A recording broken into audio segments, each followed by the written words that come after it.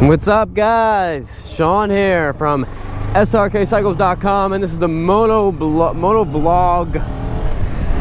This is my I don't know, number 2 of moto vlogs I've actually posted up. I've done a bunch of them, but I didn't post them because I didn't like them.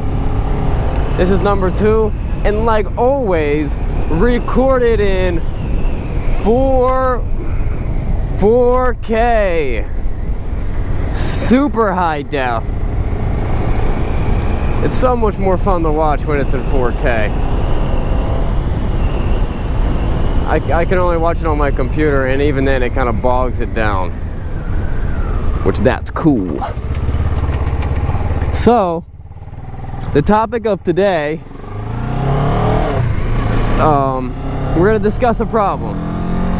And here's the thing is, this is a problem that no one's talking about it. Most people don't even know it is a problem, but it definitely, and the first step of solving a problem is to let people know that it is a problem.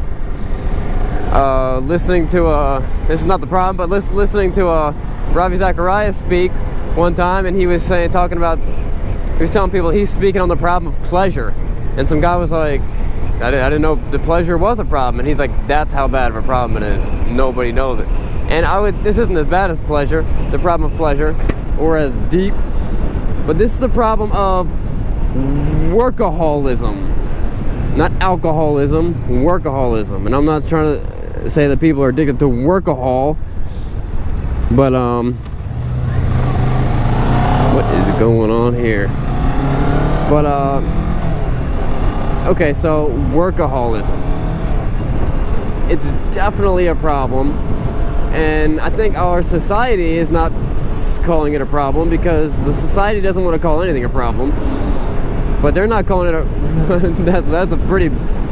that's probably the best reason. Secondary reason is it's not a we're a society that values productivity and efficiency. So when you go to places like Mexico or those other countries, they don't have those values of productivity. Their values are family and taking siestas. And, it's just a different type of culture. And for us, we're like, what are you talking about? It's all about productivity. It's all about efficiency. I got to do this efficiently. That's what makes sense to us. So when that's what we value, workaholism is more like go-getterism, or working hardism, and which is great for the boss or for the company, but is it good for you or is it good for your family? And that's ultimately the big problem. Why are you working? Are you working for you?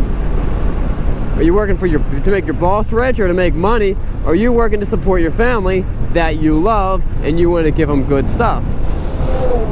That's why I'm working. But a lot of times you spend a lot of time at your work and you start putting that as the main focus. I gotta do this better, I gotta get better, I gotta get better. And I've watched this around other people. I knew a guy who told me, and the guy just loves to work. He owns his own business, he just loves to work, and his kids are all grown up now. His kids are as old as me. And he told me, he's like, when my kids were young, I didn't really want to hang out with them. I like to work. And I was like, wow, that sounds horrible. And then I started kind of seeing these patterns, and I started seeing how that happens. And the way that happens is, okay, so you're working for a company. You're putting 40 hours, you're working real hard, you're getting respect. After a couple of years, they put people above you. Maybe you're the manager now. When you tell people to do something, they actually do it. People respect you. When you tell them to stop talking, they stop talking. You know what I mean? Like, you actually get respect, and people do what you say, and you have power and you have control. And when you go home, you might be expecting that same thing. And you go home and your wife's stressed out and your babies are crying and the house is messy, and I tell you what, that's harder than going to work. And we have this misconception that going home, that work is work and work is tough, and going home is supposed to be easier than that.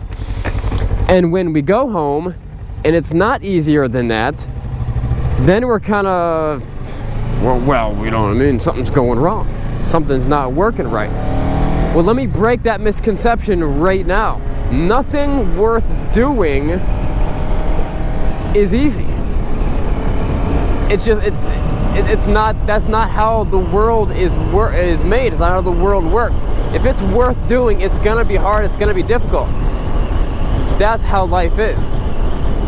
So it's no wonder that the most important thing you would have to do in your life, which would be raising a family, taking care of a life, a valuable life. I believe that all life is valuable.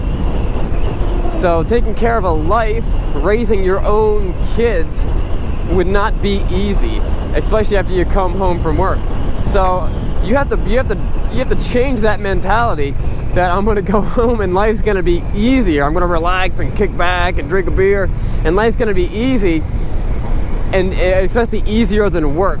Because if you don't, you're gonna think something's wrong, something is going wrong at home, and you're gonna want to stay at work longer, and you're gonna keep, and it's gonna be a perpetual, it's gonna be a slippery slope where your home life gets worse and worse, and your work life gets more and more important, and you keep on rising that, you know, walking that corporate ladder while stuff at home gets crummier.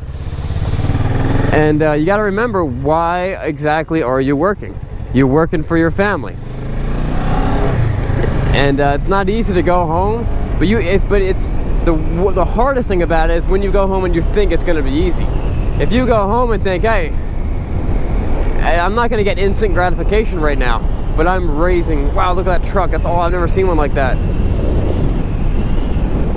And I've seen like the crop dusting trucks, but that was built on a different platform. I've seen them on like the Ford F550s, and then like the full-blown like John Deere ones. That was pretty cool looking. That was like a 750 or a kickback or something like that.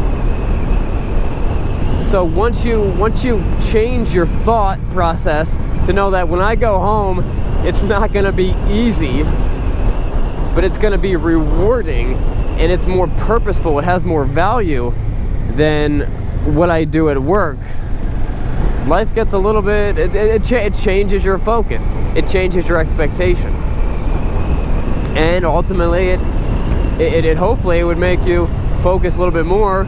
And instead of thinking, I'm going to work a little bit late, try to get something done, start thinking, I'm going to go home a little bit early to spend time with my family. Memorial Day, Labor Day? No. Memorial Day weekend's coming up, and it's been raining like every day for the past couple of weeks. The entire month of May. And that's really been hurting bike sales. But so like if I was around to sell bikes on Memorial Day weekend, I bet you I could sell a bunch of bikes. But you know what, we got a family trip planned, and at some point in time, hey, that's got to be more important. I got to do I'm going to enjoy it. It's going to be a lot of fun.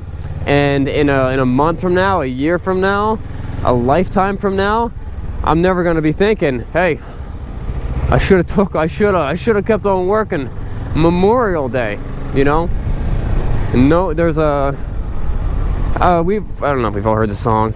It's not until recently that someone actually explained to me what this song means, but the song about cats in the cradle and the silver spoon, that's pretty much what I'm talking about. And where the kid wants to hang out with the dad. The kid wants to hang out with the dad, and the dad keeps on saying to him, like, no, listen, we don't have time, we'll hang out later. The kid wants to end up being like his dad when he grows up, and he ends up being exactly like his dad, because when his dad's old and in the retirement home and wants to see his son's like, hey, I'm working. Work is my focus, you know. Jobs come and go. Our generation is gonna have like, I don't know, 7 or 10 jobs.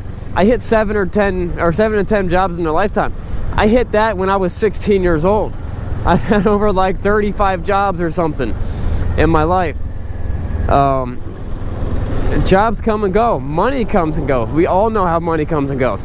You sell something, you put some money in your pocket. Let's say you sell a bike or a car, extra car. You put that money in your pocket. In a year, do you still have that money sitting around? Most likely not. It's gone. You forget all about it. Family is valuable. So, you know, spend time with them. You know, try to get to the point where you're only working 30 hours a week, hanging out with the family. Someone told me that the best way to train a dog is to have him just be with you all the time. You know, he's there, he's seeing what you do, he's just learning from you, you're always there. This might be a crummy analogy, but the best way to raise up your kids is to be good examples for them and to be there, you know, not just try to give these little, you know, talking points and little pithy sayings, you know, every once in a while, like, let me give you some sun while you're walking out the door, let me give you some wisdom, you know. Man, that truck got smashed.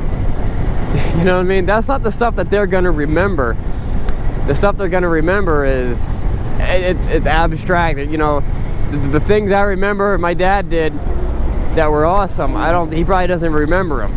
You know, it's just like, hey Dad, I remember you doing this thing, and he's like, wow, I don't remember doing that. So that's kind of my thoughts on workaholism, and it's something we got to be proactive with, and we got to try to change that. Now, for people who don't have that problem, and their problem is lazyism, you gotta own the problem, and you need to work on that, because that's a problem. Definitely a problem. All right, guys, this has been another moto vlog with Sean from Srkcycles. I'm about to get hit by a van. Nope, I'm not. And I'll see you guys next time. If you like this video, give it a thumbs up. If you like the channel, subscribe.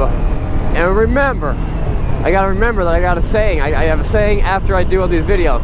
And remember, it's not what you're riding, but where you're going.